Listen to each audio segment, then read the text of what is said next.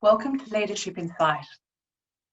This series is timely. Perhaps at no time in history, certainly in our memory, has leadership been more necessary, more tested and more in demand than in these past 2 years. Just as we'd all gotten used to doing things in internet time, everything was brought to a standstill.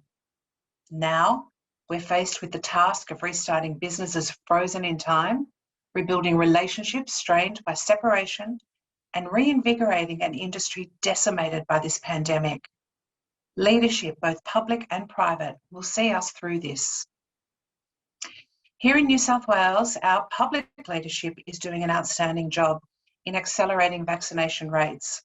After a very slow start, our adult population will be 80% fully vaccinated by the 1st of November. Accordingly, we now turn to making plans for a return to normal in dining, events, and even in both domestic and international travel by Christmas, we're told, which would be the best gift of all. But there is no joy for any of us in Australia unless we can all return to business. To that end, Tourism Australia has launched a terrific campaign to promote a safe and healthy return to business by inspiring our population to get vaccinated so that we can return to travel. The message is short and sweet. Get vaccinated. It's our best shot at a return to travel and in-person business events. Here at SITE Australia New Zealand, we're doing our part designing our sensational inaugural conference for 22 November 2021 at Shangri-La, Sydney. We will closely monitor all conditions and regulations and promise to keep you updated.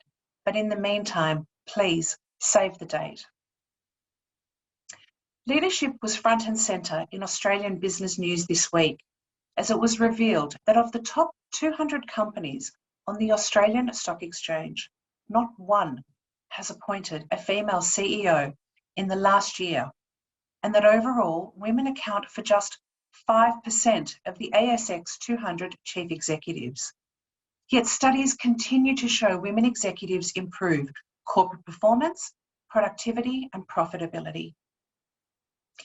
With a reminder of the obstacles to be overcome, please consider the extraordinary successes of our next guests. Enjoy our Women of Influence session hosted by our Vice President Events, Leon Berman, as he facilitates this conversation amongst 3 exceptional leaders from our global industry, generously offering their wisdom, inspiration, and insights. What does it take to achieve success? Did you get there by going it alone? Is it possible to block the noise whilst attempting to shatter a glass ceiling? Is there a secret superpower required to succeed? Introducing our 3 remarkable women of influence. Alison Taylor, Chief Customer Officer, American Airlines. Catherine Scown, Vice President Sales and Marketing, Asia Pacific, Four Seasons Hotels and Resorts. And Kate Atkinson, Regional Vice President Sales and Marketing, Pacific and Indonesia, Hyatt Hotels. My great thanks to our sponsors of today's session, Nicole Tingey at Clockwise Consulting and the team at Thailand Convention and Exhibition Bureau. When we can travel again, you can be sure we will flock back to amazing Thailand. Please enjoy this word from our sponsors. สวัสดีค่ะ My name is Supanit Thiensing and I am the Senior Manager Business Development in the Meeting and Incentive Department at TSET. We are grateful for the opportunity to partner with SITE to present today's webinar. In Thailand, the meetings and incentive industry attracts many women who want to pursue active careers and is one, I believe, where women are globally recognized. At TSET, we have a responsibility to provide upskill programs and mentorships in a way that is dynamic and can lead to change as needed. I myself have been fortunate to have been mentored by strong female leaders, including Punisha Payotsavi, our Senior Vice President at TSET, and I continue to be inspired by our young leaders of tomorrow. So it's my great pleasure to introduce 2 members of our up-and-coming team, Senior Executive for Marketing Support and Development, Olampa Kitmai or Cookie, and also Executive for Business Development and Sales Promotion, Tanya Virajai. After a few words from Cookies and Tanya, I'm looking forward to hearing from today's three speakers to hear their stories, their inspirations, and where their journeys will take them from here. Thank you. Hi, I'm Arampa Kitmai. You can call me by my nickname, Cookie.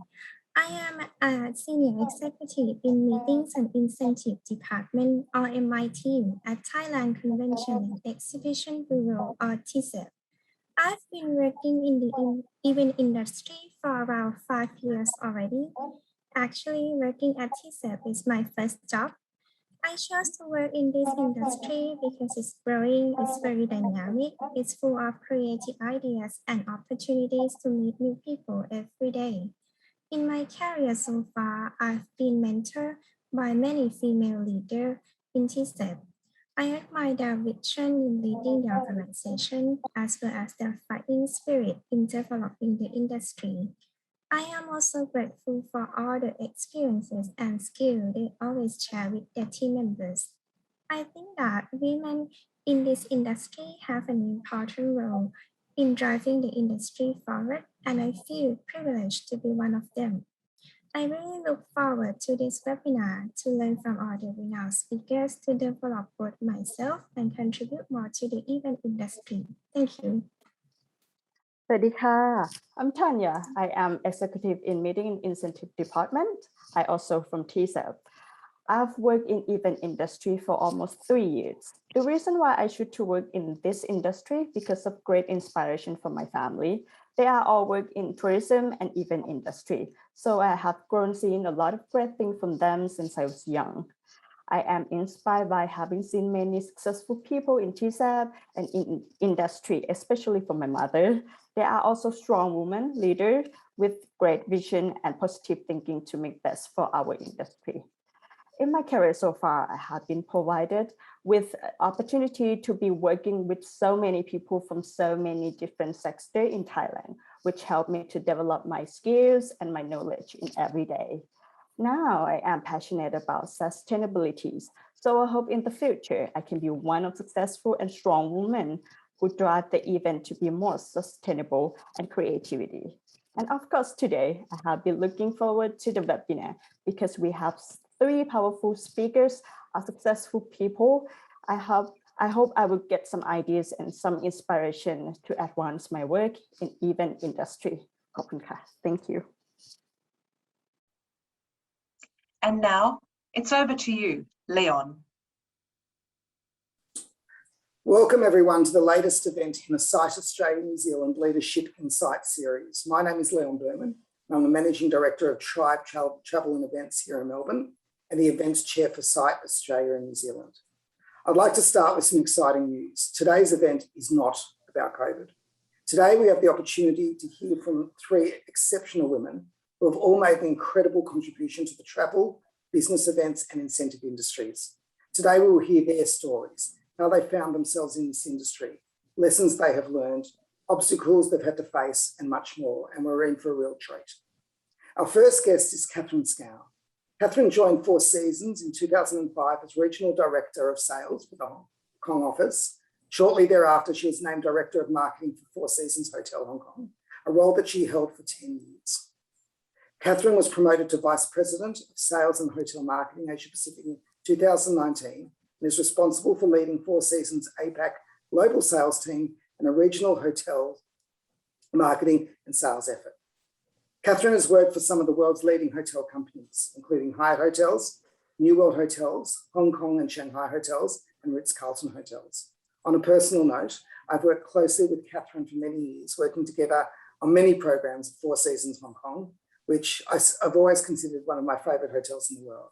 We have a magnificent friendship and I love catching up with Catherine whenever we see each other. Our second guest today is Alison Taylor. Many of us know Alison. Alison is Chief Customer Officer at American Airlines. Alison's team works to sell the product and experience by building strategic relationships and with corporate and group customers, travel management companies, online travel agencies, and travel partners. For the past 30 years, Alison has served in many leadership roles in the world's top travel organisations. Before joining American Airlines in September 2016, Alison led the sales team at Starwood Hotels and Resorts Worldwide as Senior Vice President of Global Sales based in New York. Alison is an established leader within the travel industry with a caring management style and the ability to oversee multiple teams and functions globally. She has lived and worked in 8 countries. In 2015 and 2016, Successful Meetings magazine named Alison one of the most influential people in the meetings industry, and in 2017, Business Travel News, a leading travel publication, named her as one of the 25 most influential people in business travel.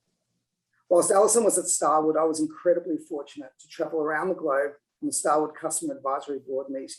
Alison made that board a family, and we all have such amazing memories of those times. We are also proud of what Alison has achieved and miss her greatly. Our third guest today is Kate Atkinson. Kate was appointed to her role in March 2019, overseeing sales, marketing, revenue and reservations at Hyatt Hotels in Australia, New Zealand and Indonesia. In her role, Kate supports the sales, marketing and revenue functions of the 24 hotels in the region, as well as overseeing the global sales office, digital marketing team and a global contact centre.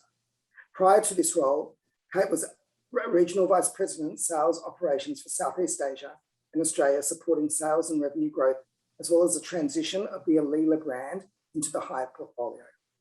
With over 20 years experience at Hyatt Hotels, Kate has held various sales and marketing, regional and on-property leadership roles, both in Australia and the US.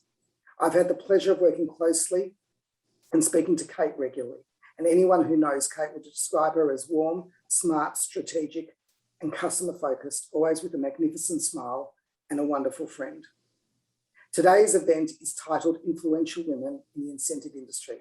I'm really looking forward to hearing from Catherine, Alison, and Kate and hearing their stories. I guarantee we will all learn something from these people and be incredibly inspired. I would like to also acknowledge and thank the Thailand Convention and Exhibition Bureau for sponsoring today's event. In times like these, you see true leadership shine through. And the fact that the TCEP sponsor for this event show their incredible commitment to our industry. So thank you to Nicole Tinky and all at TCEP. So Catherine, may I start with you? What was it in the hospitality that attracted you to the industry initially? So growing up in the Philippines, a lot of the social activities revolved around hotels. You'd go to weddings, you'd go to anniversaries. There were always happy events around hotels, and the people that would greet you there had the biggest smiles, and they just wanted to make people happy. And and every year as I was growing up and seeing this, I thought, I want to be part of that. You know, I want to be part of making happy memories. And one summer I had the chance to be an intern in our small city, and I loved it. I loved greeting people. I loved the faces that they had when they walked up to the desk. There's a real sense of arrival. And, you know, it didn't take me long to say, this is where I belong. Right. So which hotel did you start your career with? I'm sorry? Which hotel did you start your career with?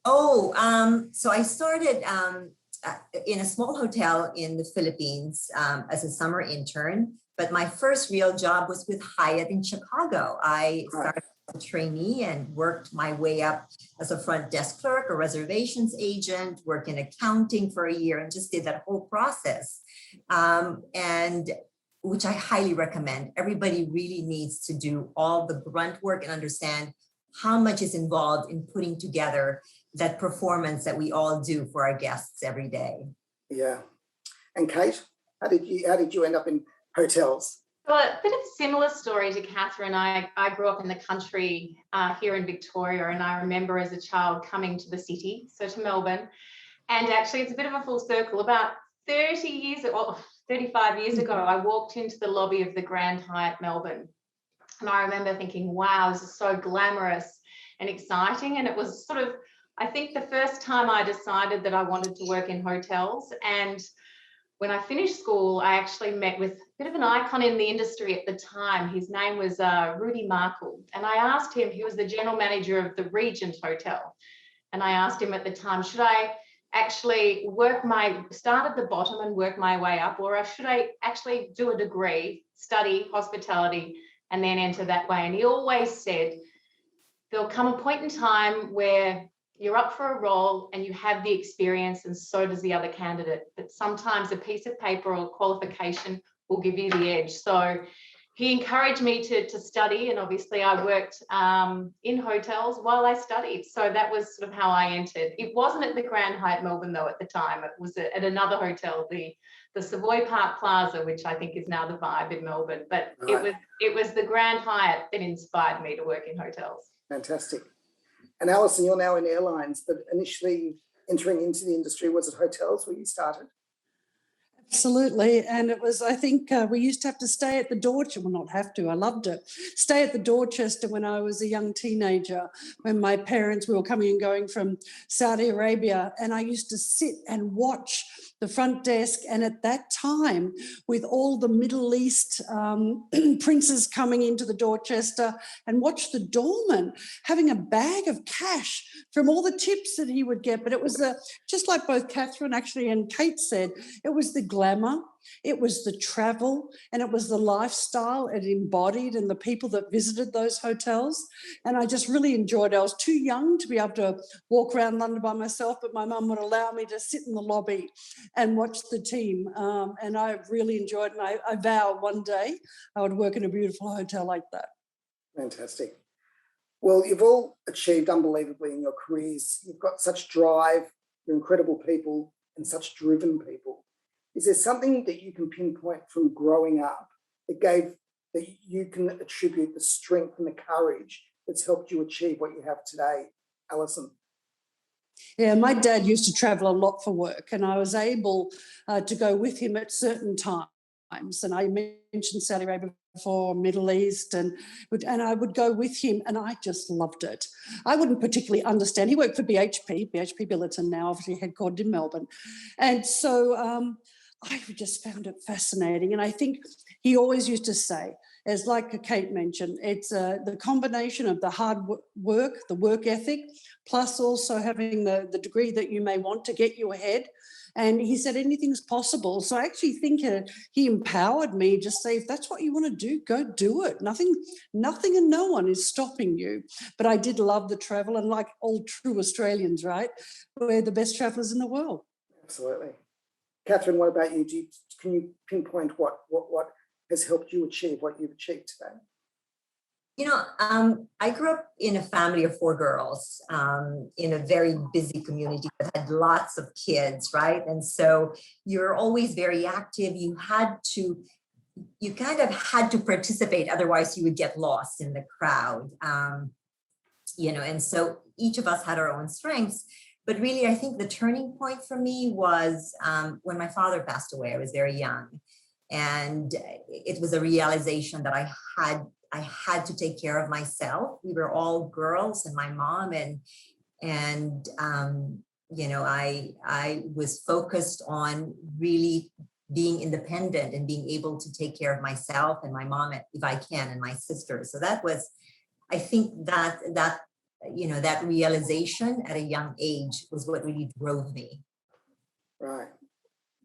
And Kate, to get to where you have today, what's the biggest risk that you've taken in your career, would you say? I would say when I was younger, I worked at Mariner Theatres in Melbourne. So I worked in sales, selling and marketing theatre packages and event spaces. And the owner at the time, knowing my university degree and my previous experience in hotels, mind you, they were very junior roles in hotels, in sales and F&B, offered me the role of opening a hotel as hotel manager. It was a 59-room hotel called Hotel Lindrum. Now, I had no management experience, and I certainly did hear whispers in the industry about an unexperienced 29-year-old running a hotel. But I had, again, some amazing mentors that really helped me along the way. Rudy Markle, as I mentioned before, and also a gentleman called Peter Gramotka, who was at the Hilton. And I aligned with them, and they really helped me through. So would I take that risk and do it again? I had made so many mistakes, but I learned so much. And so that was probably, for me, the biggest risk, diving in head first is something like that. Interesting. And our industries at the moment are really facing challenges, both as companies and individuals. But throughout everyone's career, we do face obstacles and challenges. Alison, would you be able to discuss an obstacle that you've had to face in your career and how you dealt with it at the time? Yeah, when I first moved to Asia, I lived in Asia for 23 years for Starwood, as you know, Leon. And my first move to Asia was to Indonesia, the largest Muslim population in the world. I was young, I just got married. And all of my team at that time were older males. And I just found that if you could just find the humanity in everyone wants to be cared for. I truly believe that no one cares how much you know until they know how much you care. And even though I was far younger, I did a lot of research on the Muslim faith, on the Indonesian history.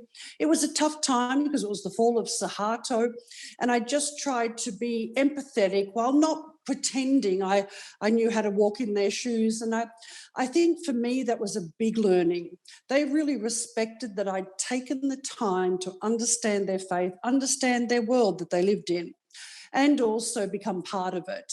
I've lived now in 9 countries. I love everywhere I go to. I never want to be one of those expats that complains about the place they've chosen to live, right? And so I think it's about enjoying, having fun with the team, but also, frankly, understanding them and doing your homework as well. And that certainly helped me.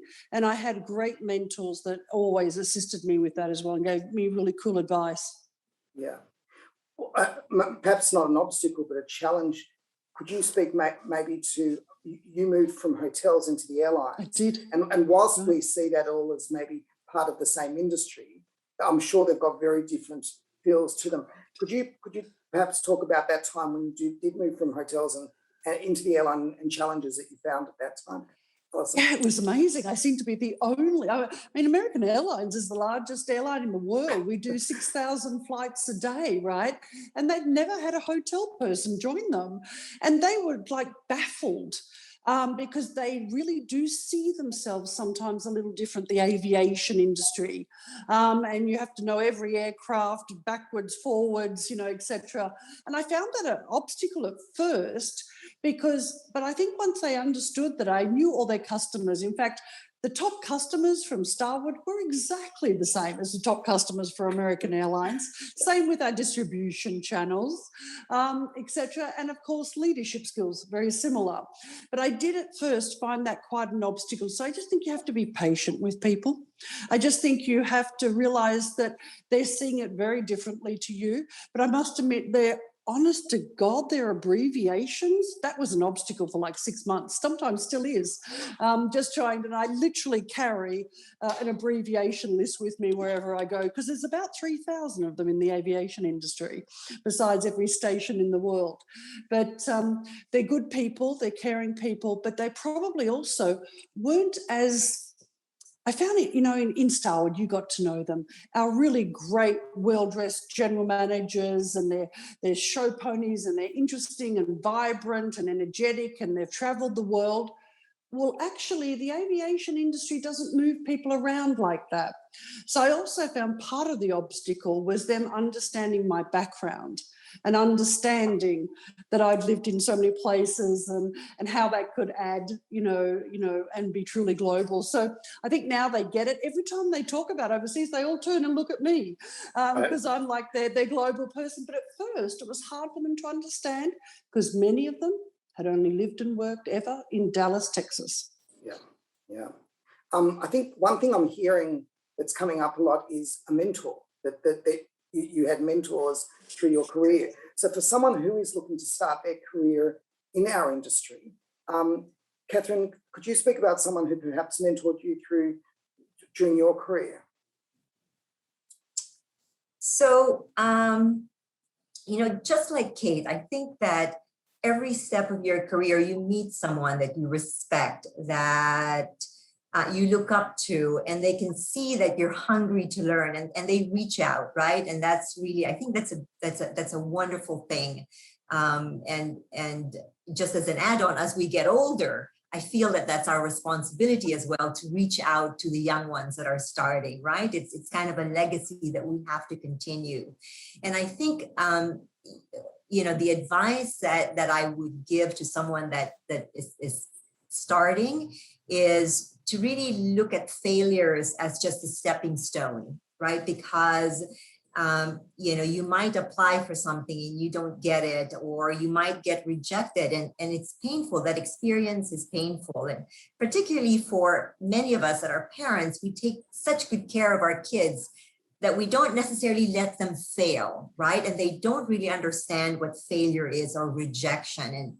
And I think that when they get out into the working world, they have to understand that is really part of it, that your parents are not there to take care of you. You have to accept failures as a way to learn. But then look up at the people around you, colleagues, your bosses, people that you admire, and speak to them and ask them for advice. And you'll see that instantly there will be that relationship where they'll want to mentor you and you'll want to learn from them. Yeah. And Kate, you've mentioned a couple of mentors that have helped you. Can you just talk a bit to that, of how did they help you develop within your career?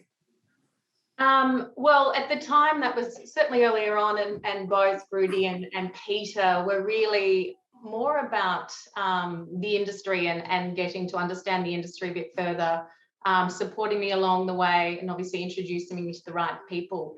But if I talk to probably in the most recent 20 years, obviously as a mother and a wife, I now look at mentors that are women typically that have a family and can do both, and how they can actively manage a career as well as being obviously a mother. And that's who I look to. There's a couple within Hyatt that I aspire to be like, because they've really grown within their careers, but have also managed to be a supportive wife. Their husband has a career, so how they manage that, and also children and being present for their children. And I think it's a balance, but I seek advice from them about how they achieve sort of that alignment. And interesting, when you're talking about that, balancing having a family and also a career, our industry's never been known to be 9 till 5. I mean, as we all know, there's no Monday to Friday, there's no 9 till 5. Alison, how have you managed to find in your crazy busy schedule work-life balance for you? What does work-life balance mean for you in your week?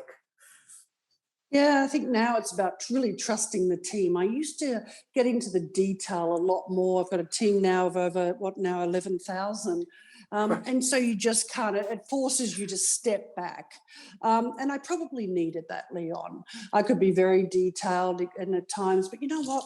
I've learned over the years that no one is going to thank you if you don't take all your holidays, if you don't, actually take time off. And so I wish I'd known that a bit earlier. And so because I really look now, and I think the US is much better for work-life balance than perhaps my time in Asia, where even Saturdays could be a sort of fairly normal work day. And so now I just make sure that I know when to just step away. Put the mobile down and step away, Alison. And also trust my team to do their jobs. They're fabulous.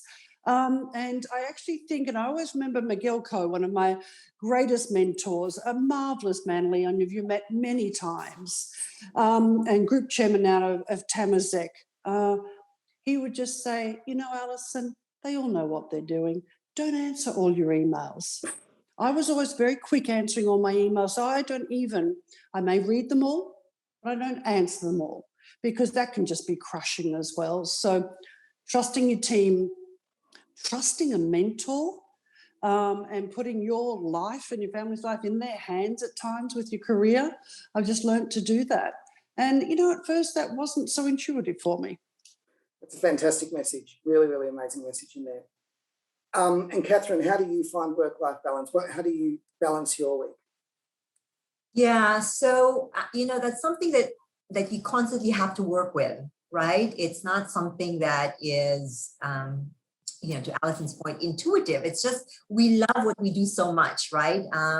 it's like, oh my God, yes, this is great. I've heard from Leon on a Sunday. Yes, I'd love to get back, right? I mean, it's something that and I think that's the joy of the business that we're in. We really enjoy what we like. And so I think it's important to step back and just say enough, right? And I, at different times, I'll just say, it's like the gas is empty. I'm going to go for a half-hour walk.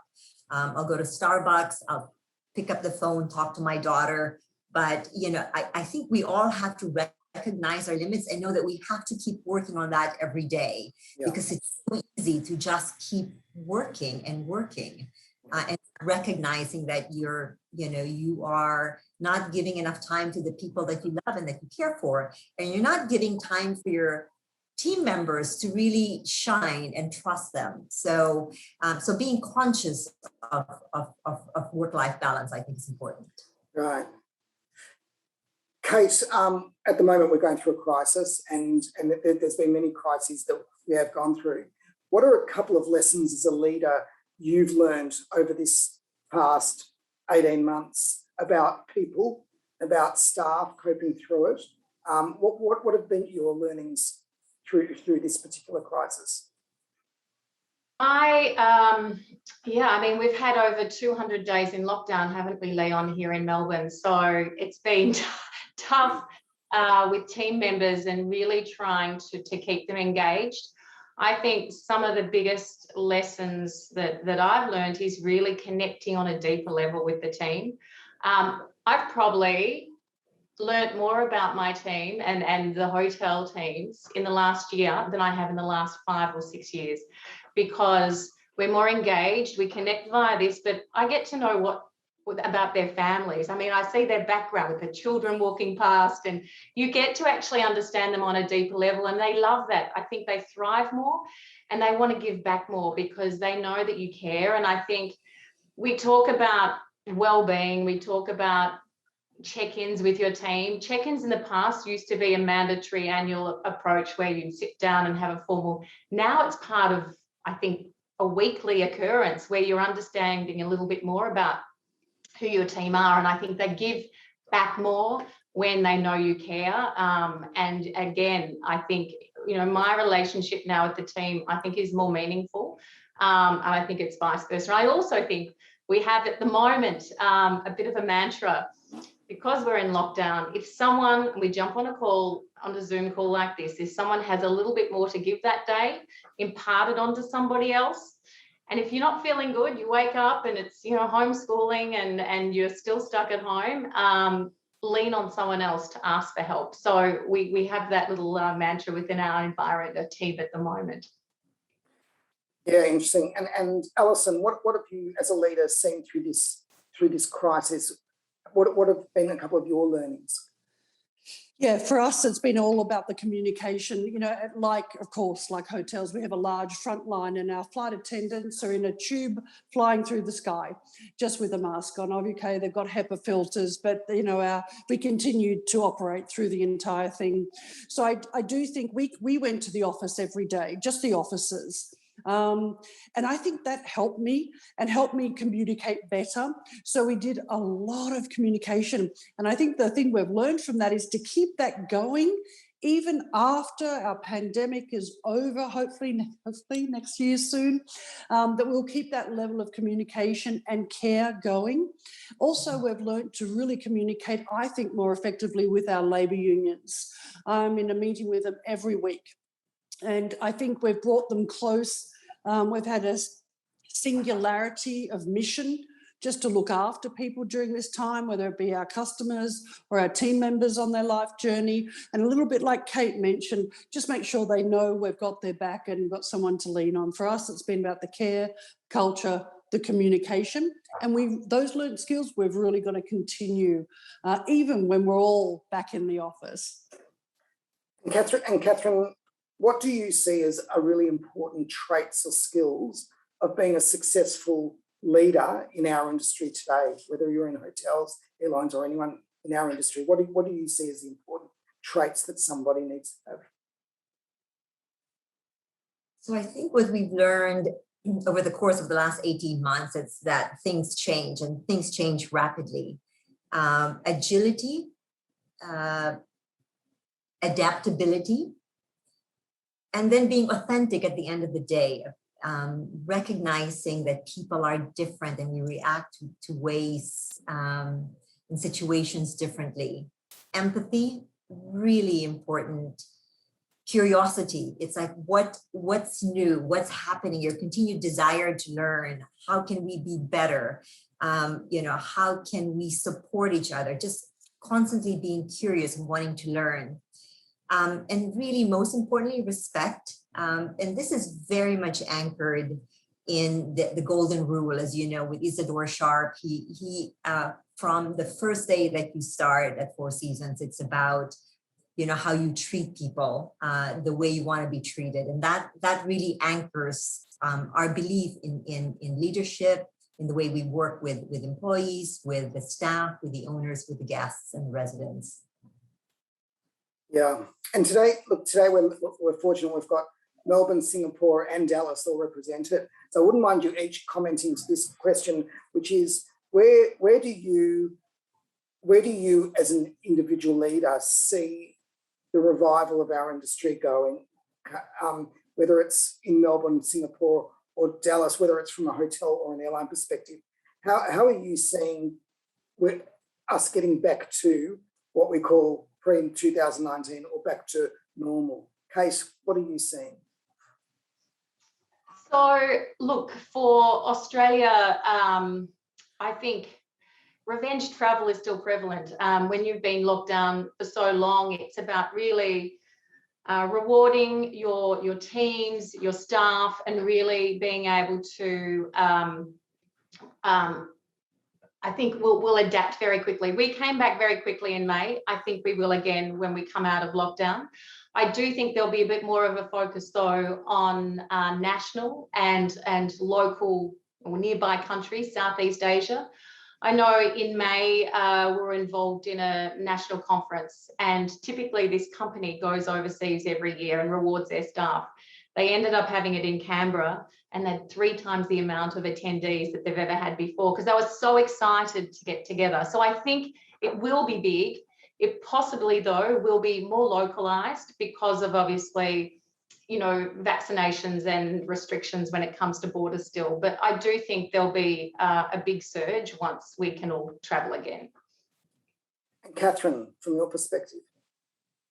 So recovery will vary by location. We all look at the US and it's just bounced back so much. Hawaii is crazy. The resorts are doing so well. Meetings are just picking up like it's never happened, right? And the global sales team in the Americas couldn't be busier, right? And it will take time for other parts of Asia Pacific, right? It all really depends on how the governments react to the vaccination and how, the trust level is in going out. China, as you know, has really recovered, but it hasn't, right? So I think we really have to look at each destination based on its own merit, right? And adapt.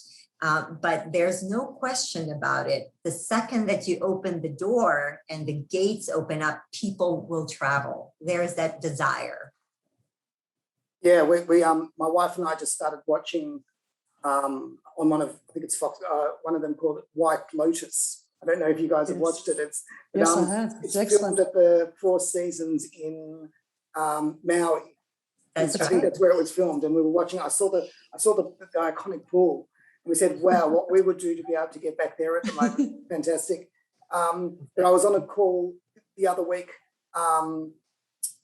and with Hyatt and Marriott, and they were saying that the Maldives have had a big comeback as well, especially with the space. So it is interesting that it is based on destination. And Alison, what are your thoughts? I think we all have to enable the traveller who may have been at home in lockdown for quite a long time, both with information and also very specific travel information. So if you look on AA.com, we have a Sherpa site and it provides you with everything you need in order. I was just in Italy 2 weeks ago, and 3 weeks ago before that I was in Athens. And we also have now a health passport called Verifly, powered by Dayon. And all you need to check in is that, and it shows your vaccination card, it uploads it and shows if you needed a COVID test as well. And then when you get to your destination, and I was also in Tel Aviv a few months ago, you can do the eMed at the other side, just literally virtually. And you do it yourself, it's a nasal swab, and you get the results within 15 minutes. We find that has really been enabling some of the largest incentives, you know, the Edward Jones of the world who do, 15 back-to-back, etc. And so our incentive conference meeting business has started roaring back, especially for next summer. Just amazing. The cruise business and what we call our premium, like first class business, to Europe. And our searches though, and I have to tell you guys, the number one search we have is Australia. Yay! And that's on AA.com. I know, exactly, right? And so I must think it's about enabling our travellers through information like Sherpa, the health wallets, health passports. And I think this is where we all sort of need to link hands a little more to make it easy for the customer or the incentive organizer. Yes. So you've all been with your companies for quite a while. And as we know, it's not just about the job, but the culture of the company is very important to all of us. I wouldn't mind if each of you could mention just one thing why you're proud to work for your company. What is it about your company that you wake up and go, I'm really proud to work for American Airlines, Four Seasons, Hyatt? Alison. Yeah, look, I've got to tell you, and this is maybe because it's top of mind, we have just done our 6th mission flight out of Afghanistan in the last 5 days. We're doing another 2 right now. And we had 300 on every flight. Many of them are not fully dressed, no shoes. The children are being passed over the fence.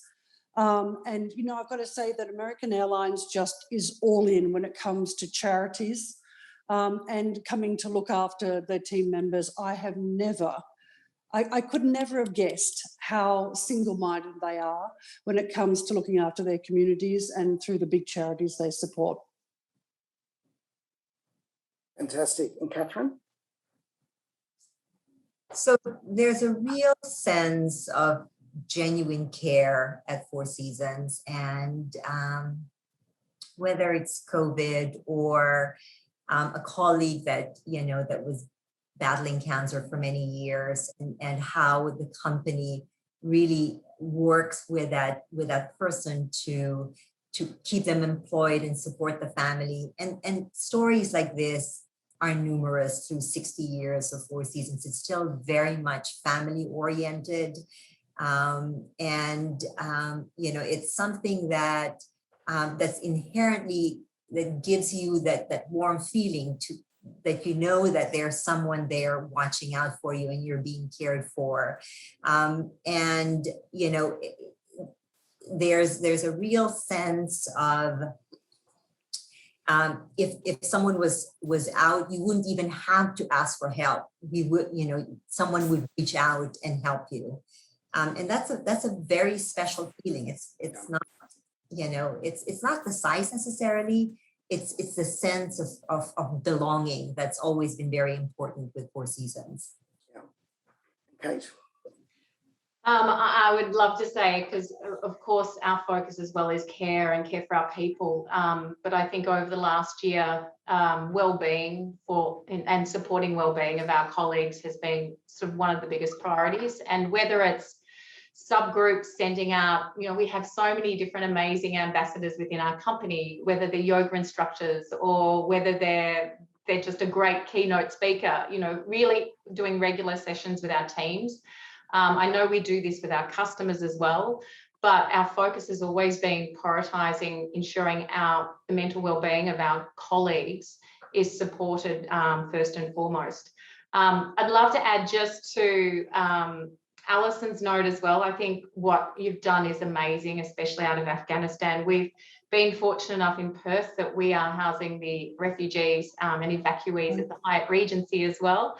And so for them to arrive into the hotel with literally a garbage bag of clothing, you know, we've put together amazing care kits, and the children, mostly families there, have nothing. So putting together toys and collecting those from colleagues around Australia has been really probably, you know, a big moment for us as well, especially with everything going on. But yeah, I think a combination of things, but well-being probably, Leon. Yeah, great. I mean, as we've discussed, all three of you have achieved such amazing heights in your career. Have you felt ever through your career there has been inequality for you being a woman, being in our industry? Do you think it's changed, or has that not ever been an issue for you, Kate? So it's a big one. I think, has it been? Yes and no. We obviously have goals as a company. Diversity inclusion is one of a huge priority for Hyatt and women in the workplace. And obviously a dedicated focus on women in more managerial roles and creating the opportunity, the environment and the platforms for them to be able to achieve that. Again, you know, often we have the situation like a working mother, also a wife, but also wanting to aspire. So really working hard to understand what that is and how we can support women. I think also in sales, I'm dealing with so many corporate accounts that have dedicated questions on how many women are on your board and how many women are now in managerial roles. So I think as suppliers, our suppliers are wanting that as a company, or the customers that we have. So again, it's a continued focus for us. I've always been given amazing opportunities, and we have a Women at Hyatt chapter here in Australia that we're actively engaged with and working on that to support the team. So there's been challenges, but I'm hoping to become part of the solution with that. Right. And Catherine? So I think this is really a good time for women, you know, through our careers, through my career, you know, we've spoken about, you know, inequality in terms of gender and so on. But I think this time there's a real sense of awareness out there. And it's collective throughout the world and in all industries, right? So I feel very positive for our daughters, for women that are coming into the workforce, that hopefully they will get a chance and that they will be given the opportunity to grow. And this is something that at Four Seasons we are committed to doing, right? And having them work in other industries as well, that they get into food and beverage and they become general managers, right? It's, you know, and a bit more diversity in the other disciplines or in development, right? And know that there is a path for them, right? Which was never clear at one time, you know, and that they can talk to someone, that they can aspire to various positions. So I'm optimistic. I think the fact that we've all recognized that this is something that we need to address, that we're training our people to think in those terms, that we're listening to you know, to the differences and the opportunities. I'm very optimistic about the future for women. Right. And what about you, Alison? Yeah, look, in the US, you know, it's very established, and we have very senior females within American Airlines and also on our board. And that was part of the research I did before I'd even accept the role. So I think they've done a great job at American. I really do. But I've got to tell you, when I was first out of university, and I'm going to tell you this, working at Hamilton Island, I had an outrageous general manager who was just the epitome of everything you shouldn't be. And I often think back to that, but that was a long time ago. And I do think things have progressed, and, you know, really gender and racial equality is, look, everyone feels the same, I think, otherwise they shouldn't be in the industry. Yeah. This is an accepting global industry.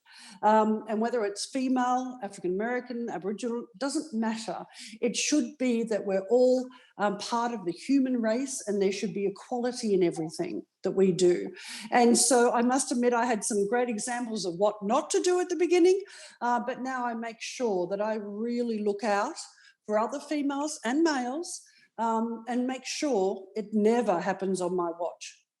Yeah, great. Well, I think my next question for the three of you is for someone who's coming into the leadership in our industry, so maybe, in a junior management position, but looking to get up the ladder to be a more senior manager, looking at different aspects of management, and looking at different aspects. Alison, what tools have you used when, as a manager, sometimes you have to have a difficult conversation with the staff member, and it's not easy and it's confrontational. What tools have you learned and you used in the past to help you with that aspect of the management? Yeah, I think do courses on that type of thing and take time to prepare the conversation. And if you might be nervous and maybe it's the beginning of a leadership for you, write the points down and stick to those messages. Don't go off point. Don't get emotional. Choose a time when the person can make sure that no one else can see them, that you're being very respectful, and that you have time to be with them to talk through it. None of this Zoom conversation, perhaps if it's going to be a difficult one, choose your times carefully. And I do think preparation and then also follow-up. During the awful time last year, we had to let go 1/3 of our management. That for me was well over 2,000 people. Yeah. We took weeks to organise it and then to follow up and to be part of that. That's not something you delegate. And so be part of it, care for them, and just make sure you do it with great respect as well. And frankly, now we're re-employing many of those, thank goodness, right? Yeah, great. Thank you. Kate, we'll have on this call today also a lot of people who run their own business, small business owners who are running, say, a PCO or something like that. What have you learned as a leader at the moment during the pandemic? We've had to look very short term. We've had to make short-term decisions. How's the business going to get through this month? How's the business going to get through this year? How have you found to be able to look strategically for the company, as well as dealing with day-to-day pandemic issues? Yeah, you're right, Leon. I think, at the moment it's all very focused on short-term strategies to drive cash flow and support our hotels and owners. But I think we have been given the opportunity with time to think strategically about sort of recovery. I think one of the biggest things is we've actually worked really hard to establish more meaningful relationships with our customers. So whether it's, coming up to a corporate RFP negotiation, and rather than just a race to the bottom in terms of rates, it's looking at a more meaningful strategic relationship. We're speaking to one customer at the moment about strengthening our relationship and looking at providing guest services in their offices or event spaces. With meeting planners, looking at, more meaningful partnerships. What does that look like? And more long-term. I think it has, given us also the opportunity for us to be more innovative, whether it's with online platforms. We're doing things we've never done before because we've had to speak to our customers virtually. So whether it's a lot more virtual tours, whether it's creating platforms that can be connected with our customers internationally that are unique and different, or, many of our hotels at the moment are doing online food and beverage platforms that people can order and take away, which we think will actually probably stay here for the future. So, and I think with meetings and events, it's not just hybrid, it's deep diving into so many different other elements of meetings and events, whether it's hygiene and safety, care and cleanliness, so well-being, incorporating that into our offerings. So I think this last year has given us the time to be more strategic and long-term, and more importantly, providing a sort of a more meaningful partnership as well moving forward. Right, fantastic. And Catherine, today we've spoken quite a bit about finding a mentor to help you through your career or help you with your career progression. For somebody who's in our industry, who's looking to climb the management levels, how would you suggest somebody find a mentor? How do you look out to find the right person to help you through your career?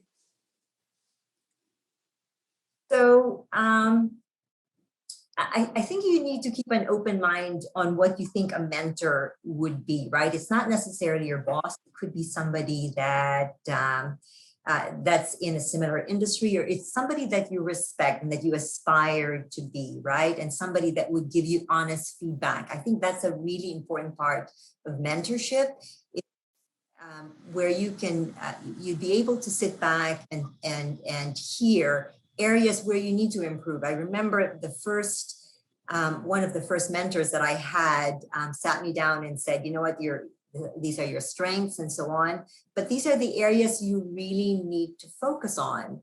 And this person was very clear. And you know, when you're young and you think that you can conquer the world and you can pretty much do everything, and this person just pretty much said, well, guess what?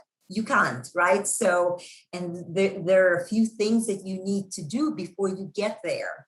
And so it's a coach, an honest coach that tells you where you need to improve, right? And I remember just being devastated and cried through half of that conversation, but it was one of the most valuable conversations I've had, right? And something that really stuck with me to say, if I really want to help that person, honesty is so crucial to mentorship and having that relationship where they feel safe, that they can be honest. Great.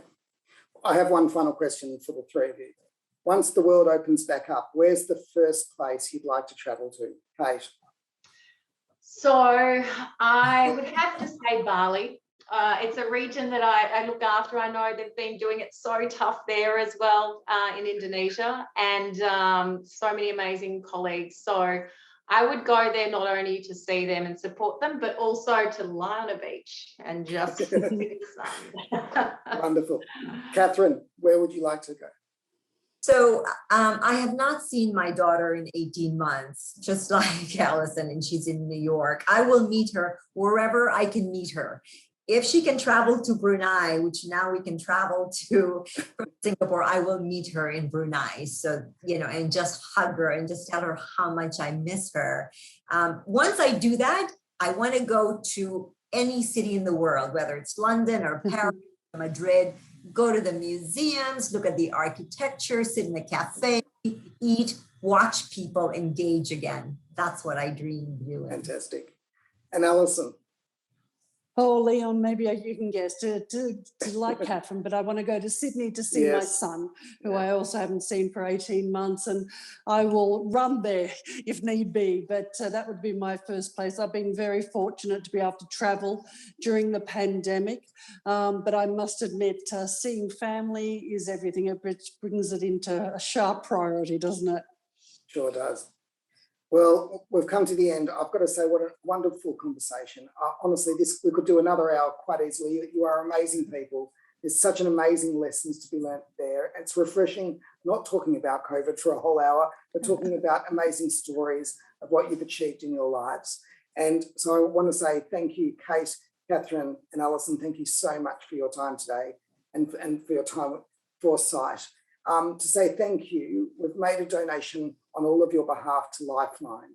With the mental health issues that are happening at the moment in our industry and here in Australia, Lifeline is phenomenal. They provide a 24-hour crisis support, and the constant lockdowns are really, you know, people are using Lifeline more and more. So we've made a donation on your behalf to Lifeline to say thank you.